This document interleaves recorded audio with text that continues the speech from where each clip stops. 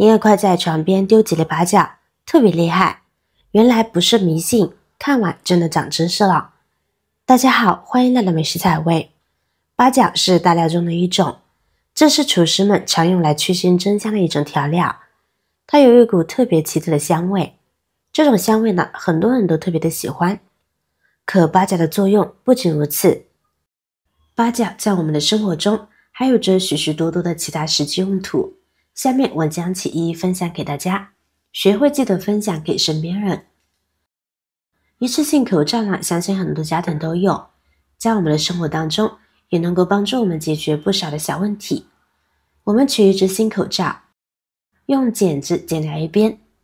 口罩两边的挂耳绳呢是皮筋材质，拆下来打个结，可以当做皮筋来使用哦。再把里面的胶条取下来，这根胶条柔韧性很好，作用呢也非常的多，平时大家扔口罩前呢可以留下来备用。这会儿我们把口罩打开，把里边这层最柔软的这层撕下来，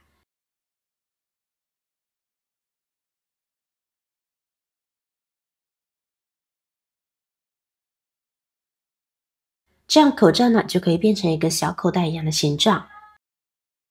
可以往里边填充物品，然后呢用皮筋呢把口子扎起来，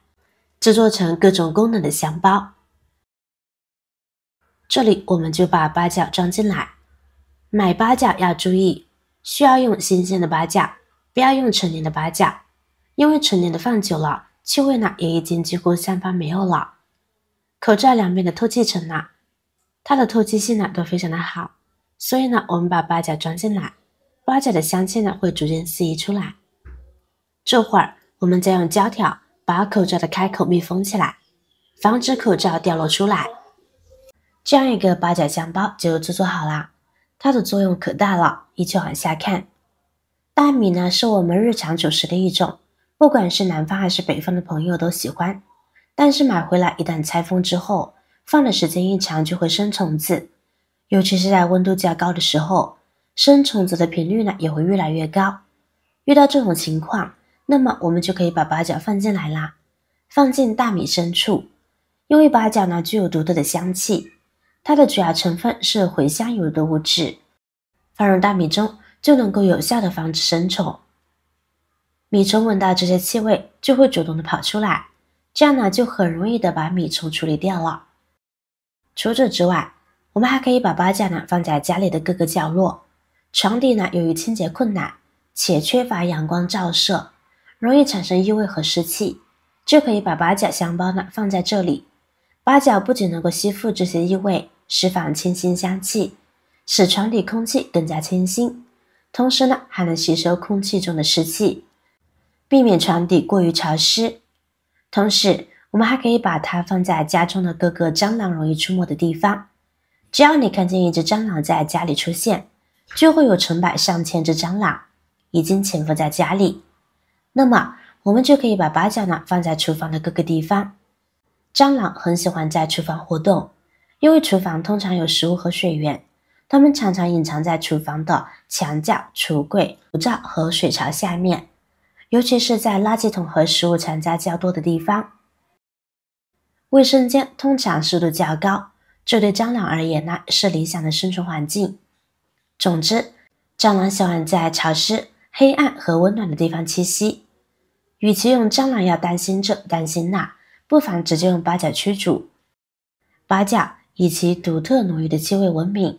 这种气味对于蟑螂和虫子具有显著的驱除效果。一旦它们接触到这股气味，往往呢就会迅速逃离。因此，将八角包裹好，并放置在蟑螂常出没的各个区域，是驱逐蟑螂的有效方法。我们还可以把八角放进鞋柜里边哦。鞋柜里面的鞋子比较多，那么异味呢就会比较大。现在我们把八角呢放在鞋柜里面，就能够起到去除异味的作用。这样我们每次在打开鞋柜的时候，就不会有异味迎面而来了。不仅如此，像很多地方呢都会受湿寒的天气影响，从而出现虫蛀的情况。这个时候呢也可以用到八角，将几片八角丢到角落里，不仅可以散发香气，让家里的空气清新，还有一定的驱虫效果。除了以上的用途，还有新方法。我们先把煤气灶打开，先把火调到适中的大小，然后呢，用筷子夹住八角，在上面去烧，用小火慢慢的去烤八角。烤的过程中要不停的变换角度，如果八角一不小心着火了，一定要用筷子左右摇晃，让上面的小火苗灭掉。八角里面呢有一种独特的香气以及芳香精油，而这种香气在被火烧过后，可以更好的被释放出来。这个时候呢，你就能够闻到特别浓郁的八角香气。这样烤一烤之后，可以让八角的作用更胜一筹。最后把它烤成这种糊糊的黑黑的样子，并且表面冒出了大量的浓烟，像这样就可以了。然后我们把它放进一个容器中，再往里面呢加入少量的清水，让八角充分的浸泡在水里面。接着盖上一张保鲜膜，用保鲜膜把它紧紧的包裹起来，然后用牙签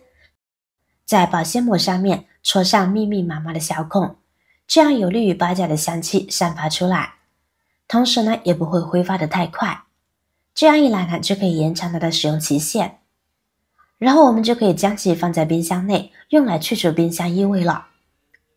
平时我们在冰箱放置蔬菜水果或者是其他一些食物的时候，就会在冰箱里面呢残留一些味道，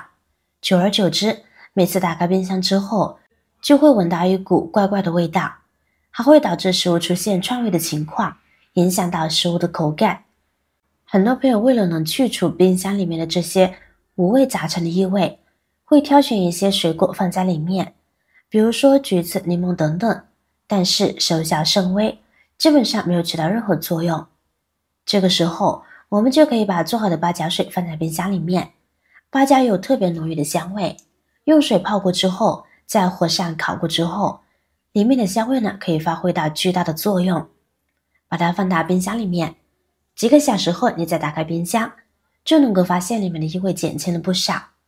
最重要的是，八角呢还是一种调味品，放在冰箱里面也不会产生任何不好的用处。没想到这小小的八角居然有这么多的用途吧。好了，今天的视频内容到这里就结束了。如果你哪里有更好的建议，欢迎评论区留言，随心进行分享。同时也希望大家能够多多点赞转发，使更多的人能够关注到这些实时动态。语言方便，语句方便，期待和您再度相逢，一同探寻更多的社会真相。我是瑶瑶，那么我们下期再见。